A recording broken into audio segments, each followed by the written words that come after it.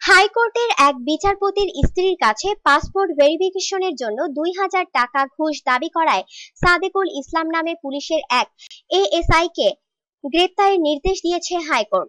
একই সঙ্গে তার বিরুদ্ধে বিভাগীয় ব্যবস্থা নেওয়া ও তাকে দায়িত্ব থেকে সরিয়ে দিতে বলেছেন আদালত। বিচারপতি কাজী রেজাউল হকের হাইকোর্ট বেঞ্চ সত্ত্বপ্রণোদিত হয়ে বুধবার এ আদেশ দেন। পুলিশ কর্মকর্তা ঘুষ চাওয়ার সময় নিজের নাম সালাম ও পদবি উপপরিদর্শক বলেছিলেন, কিন্তু তার প্রকৃত নাম সাদিকুল ইসলাম। হাইকোর্ট বিভাগের বিচারপতি আবু তাহের মোহাম্মদ সাইফুর রহমানের 2 সন্তানের পাসপোর্ট ভেরিফিকেশনের জন্য সহকারী উপপরিদর্শক সাদেকুল ইসলাম বিচারপতির স্ত্রীর কাছে ২,০০০ টাকা ঘুষ দাবি করেন। এরপর বিষয়টি সংশ্লিষ্ট কর্তৃপক্ষকে জানানো হয়। একই সঙ্গে বুধবার সকালে ওই পুলিশ সদস্যকে আদালতে হাজির হতে বলা হয়। পরে ওই পুলিশ কর্মকর্তা হাজির হন। এক পর্যায়ে আদালত হাইকোর্ট বিভাগের ডেপুটি রেজিস্ট্রার মোহাম্মদ কামাল হোসেন শিকদারকে ডেকে সাদিকুল ইসলামকে পুলিশে সোপর্দ করতে বলেন।